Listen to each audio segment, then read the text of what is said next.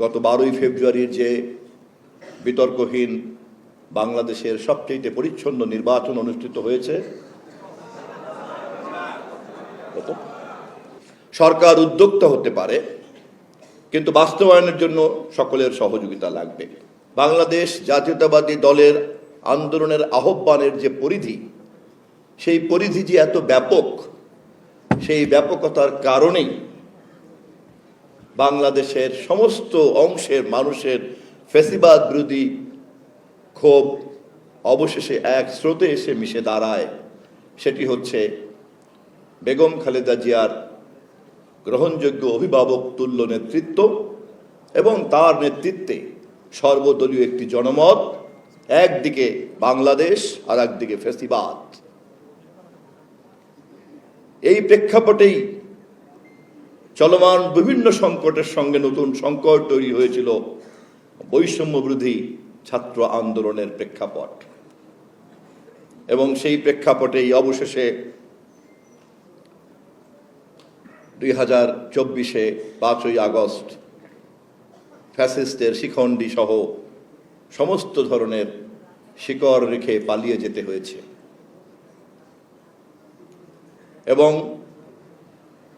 অন্তর্বর্তীকালীন সরকারের মেয়াদে এই বিষয়ে আমরা অনেক ভালো ভালো কথা শুনেছি, অনেক সুন্দর সুন্দর চিন্তার কথা শুনেছি, কিন্তু সময়ের অভাবেই হোক অথবা অন্য কোনো কারণেই হোক, কোনো কার্যকরী পদক্ষেপ আমরা এখনো পর্যন্ত দেখতে পাইনি। আপনাদের সকলের ত্যাগ, তিতিক্ষা এবং রক্তের বিনিময়ে গত 12ই ফেব্রুয়ারির যে বিতর্কহীন বাংলাদেশের সবচেয়ে পরিচ্ছন্ন নির্বাচন অনুষ্ঠিত হয়েছে,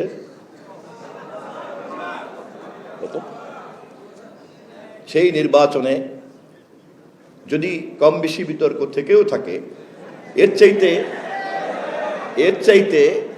চাইতে ভালো এর আগের 12টি নির্বাচনের মধ্যে কোন নির্বাচনটি ছিল? নিশ্চয়ই বিতর্ক ছিল, কিন্তু 12টি নির্বাচনের চাইতে অনেক বেশি পরিচ্ছন্ন ছিল। ধন্যবাদ আপনাদেরকে। সেই নির্বাচনের মধ্য দিয়ে গঠিত একটি সরকার আজ তারেক রহমানের নেতৃত্বে বাংলাদেশের সরকার গঠন করেছে, এবং সেই সরকার সংসদের প্রথম অধিবেশনে শাপলা চত্বরের সকল শহীদদের প্রতি সম্মান জানিয়েছে। আমরা আমাদের শোক বার্তা জানিয়েছি। আনুষ্ঠানিকভাবে জাতীয় সংসদ জুলাই অভ্যুত্থান এবং শাপলা চত্বরের শহীদদের সহ সকলের সম্মান যা যা দেওয়ার, যতটা সম্ভব সবটাই আমরা দেওয়ার চেষ্টা করেছি। এবং এই সংসদের এই সম্মান দেওয়ার মধ্য দিয়েই জাতির কাছে আমরা স্বয়ংক্রিয়ভাবে এই বার্তা দেওয়ার চেষ্টা করেছি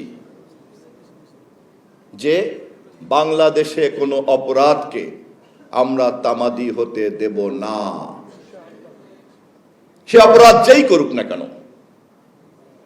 1971-এর মুক্তিযুদ্ধের গণহত্যা থেকে শুরু করে শাপলা চত্বরের এই হত্যাকাণ্ড পর্যন্ত, যাহা হত্যাকাণ্ড, যাহা মানবতা বিরোধী, যাহা অন্যায়, যাহা ন্যায্যতার বিরুদ্ধে এবং যা সর্বশক্তিমানের আইনের বিরুদ্ধে, তেমন কোনো অপরাধকে আমাদের সরকার তামাদি হতে দেবে না।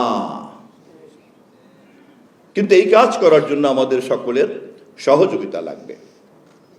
সরকার উদ্যোক্তা হতে পারে, কিন্তু বাস্তবায়নের জন্য সকলের সহযোগিতা লাগবে। রাজনৈতিক দলের শক্তি আর সামাজিক শক্তি কিন্তু কখনো সমান সমান হয় না, এবং একটি রাজনৈতিক দল তখনই সার্থক হয় যখন সেই রাজনৈতিক দল করে না এমন সামাজিক শক্তির কাছেও গ্রহণযোগ্যতা পায়।